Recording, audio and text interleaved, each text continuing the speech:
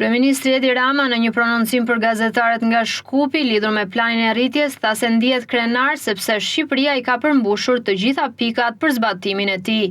Sot jemi këtu për një tjetër ndalesë të rrugës përbashkët që lidhet me zbatimin e planit të ri të rritjes. Një plan i cili po ecën si duhet dhe po na afron për të më shumë me Bashkimin Evropian.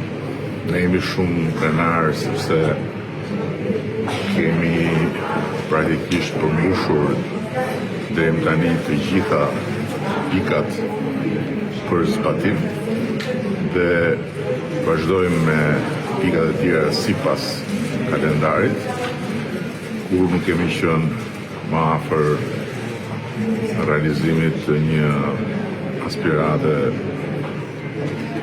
shumë shekullore, do thosh.